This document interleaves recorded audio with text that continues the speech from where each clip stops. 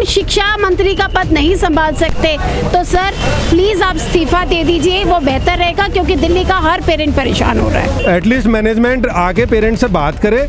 हमारे दिल्ली का शिक्षा मंत्री लगातार प्रेस कॉन्फ्रेंस करके झूठ बेच रहा है और झूठा बयान दे रहा है। बंधक बांध के सर यही कह रहे हैं कि हम तो स्कूल मैनेजमेंट को लगातार अप्रोच कर रहे हैं, मैसेज डाल रहे हैं, बट उनकी तरफ से कोई रिप्लाई नहीं है। 0.10% होने के बावजूद ये स्कूल अपनी मनमानी करने से चूकते नहीं है। कारण बता देता हूँ, क्योंकि उनका बच्चा करीबन 4 से 5 घंटे उस स्कूल में रहता है और पेरेंट्स अपने आप को बंधक महसूस करते हैं। अब बंधक आज मेरे साथ देख लीजिए, हाथों में रस्सी बांधकर अपना विरोध जता रहे हैं कि साहब मैं तो बंधक हूँ, मेरा बच्चा अंदर है, तो मैं इस स्कूल के खिलाफ कैसे 2 शब्द बोल दूं। क्या होगा उन 2 शब्द का नतीजा मेरे उस ननिहाल पर, जिसने अपनी जिंदगी के वो 2 दस्तूर नहीं सीखे। सुन लेता हूं, क्या कहना चाहेंगे हाथ में बंधक बांध के? बंधक बांध के सर यही कह रहे हैं कि हम तो स्कूल मैनेजमेंट को लगातार अप्रोच कर रहे हैं, मैसेज डाल रहे हैं, बट उनकी तरफ से कोई रिप्लाई नहीं है। तो हमें मजबूरी में यहाँ आना पड़ा है, काम धंधे सब छोड़ के यहाँ आए हैं, फीस भी पे कर रहे हैं, उसके बावजूद भी बच्चों को ट्यूशन अलग से पढ़ाना पड़ता है। अब हमने कोरोना के टाइम पे स्कूल, जो कि स्कूल 460 स्कूलों की लिस्ट में है नहीं, जो पेटिशनर थे फर्स्ट लिस्ट में, जो जिनके स्कूल नहीं है, ये स्कूल नहीं है, हाँ। उसके बावजूद भी 2 साल का एरियर हमसे मांगा जा रहा है डेवलपमेंट और एनुअल चार्जेस के रूप में। उसको हम रिक्वेस्ट पहले भी, आज से 4-5 महीने पहले भी हम यहाँ पे आए थे, हमने इनको रिक्वेस्ट किया था, लेटर भी दिया था कि आप पोर्टल को अपडेट करो, पेरेंट्स को इनकन्वीनियंस ना हो फी पे करने के लिए। अभी फीस के लिए हमें डीडी बनाना पड़ता है, कुछ पेरेंट्स चेक से भी जमा कर रहे हैं, पोर्टल पे हम पेमेंट नहीं कर सकते, क्योंकि पोर्टल पे पेमेंट करने जाओगे तो पूरा ड्यूज़ के साथ में डाटा आता है, वो अमाउंट आपको लाख रुपए करीब पे करना पड़ेगा। तो हमारा कंसर्न यही है कि एटलीस्ट मैनेजमेंट आके पेरेंट्स से बात करे। जो हम उनसे अभी भी उनको पिछले 1 हफ्ते से 10 दिन से मेल डाल रहे हैं कि जो आपने फीस हाइक किया है, जो आप ये चार्जेस मांग रहे हैं, इसका कोई अप्रूवल आपके पास अथॉरिटी से होगा तो वो हमारे साथ शेयर कर लीजिए। जो हमारी यहाँ की इलेक्टेड पीटी है, उनके जो मेंबर, ये तो आपको ही पता होगा कि ऐसा कोई अप्रूवल है ही नहीं, तो कहाँ से शेयर करेगा आदमी जब है ही नहीं, जवाब ही नहीं है तो देगा कहाँ से? आपको नहीं समझ में आ रही है ये बात? समझ में आ रही है, पर हम भी मजबूर हैं, हम इसके अलावा कर क्या सकते हैं। हम आज भी बड़े शांतिपूर्ण तरीके से अपनी बात शांतिपूर्ण तरीके से। एक बात ये कि साहब मुझे झूठ बोलिए, मैं झूठ सुनने को तैयार हूँ, ऐसे थोड़ी बोला जाएगा। नहीं, हम झूठ के लिए नहीं, इसीलिए हमने उनसे पेपर्स मांगे हैं कि आपके पास अगर कोई अप्रूवल्स हैं, कोई आपके पास अथॉरिटी से कोई सैंक्शन कुछ हुआ है, तो वो हमें एटलीस्ट शेयर कर दीजिए ताकि हम आगे। मेरे साथ दिल्ली पेरेंट्स एसोसिएशन के अध्यक्ष अपराजिता जी भी हैं। क्या कह रहे हैं पेरेंट्स? कुछ मुझे लग रहा है कि कहीं ना कहीं ये झूठ ही सुनना चाहते हैं कि दे दीजिए अप्रूवल, दे दीजिए अप्रूवल, है ही नहीं तो देगा कहाँ से आदमी?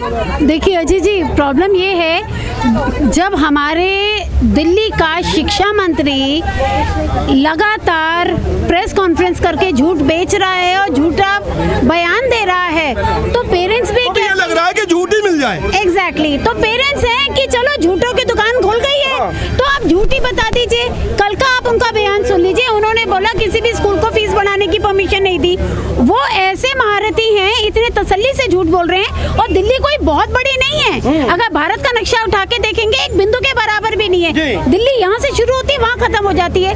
दिल्ली में रहते हुए इतना झूठ बोल रहे हैं। मैं ये कहती हूँ, अगर केजरीवाल, मनीष सिसोदिया जी, कल आपका बयान जो था, जो दिल्ली के प्राइवेट स्कूल के पेरेंट्स के लिए था, अगर आपका बयान सच्चा था तो पेरेंट्स झूठे हैं, या तो आप बोलिए आप बयान गलत दे रहे हैं।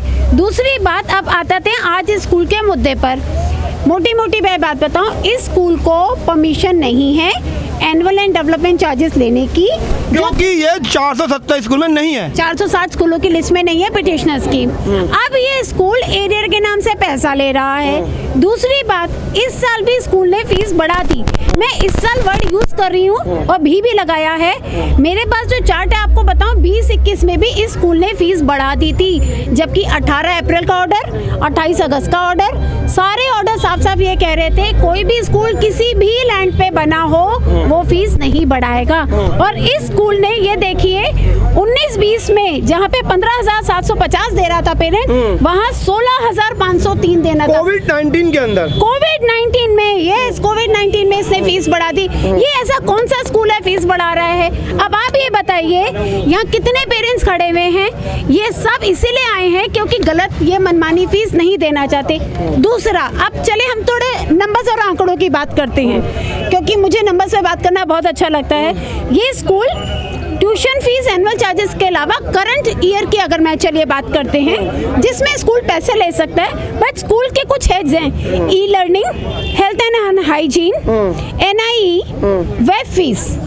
अगर मैं एक एक करके करूं, वेब फीस का जो खर्चा आता है, अगर 3000 बच्चे लेते हैं तो वेब फीस के नाम से ये लोग 36 लाख रुपए इकट्ठा कर रहे हैं। 36 लाख रुपए साहब, किसी भी सरकारी वेबसाइट का एक बार खर्चा पूछ लीजिएगा। जो NIC की साइट होती हैं वो कितने खर्चे में बन और मैनेज हो जाती हैं। साहब, इस स्कूल की वेबसाइट 36 लाख में मैनेज हो रही है जी। दूसरा, मैं आपको health and hygiene, health and hygiene एक ऐसा सब्जेक्ट है क्योंकि ये स्कूल CBSE से एफिलेटेड है और दिल्ली गवर्नमेंट से रिकॉग्निशन मिली हुई है।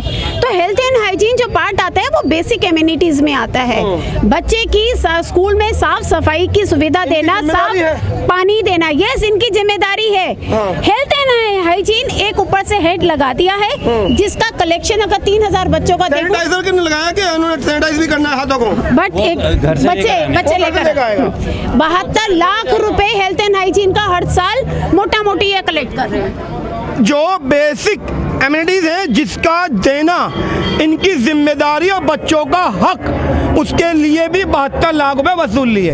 एक और ऐड करती हूँ, वेब फीस आपका है ई लर्निंग। ई लर्निंग क्या होती है, जरा स्कूल हमें समझा दे, क्योंकि 400 रुपया पर मंथ और 3000 बच्चों के साथ कैलकुलेट करते हैं तो ये साल भर का 1 करोड़ 44 लाख। भैया ये कौन सी ई लर्निंग है, कौन सी तुम एजुकेशन दे रहे हो? सबसे बड़ी बात है, इतने बड़े स्कूल में पढ़ने के बाद लगभग हर बच्चे को, पेरेंट्स यहाँ खड़े हैं, उनको ट्यूशन भी दिलवानी है।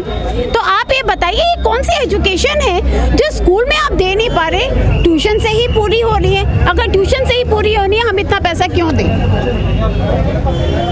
इस क्यों का जवाब है नहीं है, और यदि नहीं है तो ही तो धूप में खड़ा होना पड़ रहा है। साहब, क्यों का जवाब कब मिल जाएगा मैम पेरेंट्स को? देखिए, क्यों का जवाब तो मेरे को नहीं लगता, क्योंकि ये पेरेंट्स लगातार 2 साल से कंप्लेंट्स डाल रहे हैं। और मैं आपको बता दूं, ये कंप्लेंट सिर्फ हमारे पास नहीं आ रही है, उस कंप्लेंट में टॉप टू बॉटम मतलब हमारे CM, हमारे LG, शिक्षा मंत्री, एजुकेशन डिपार्टमेंट, सब लोग लूप में हैं।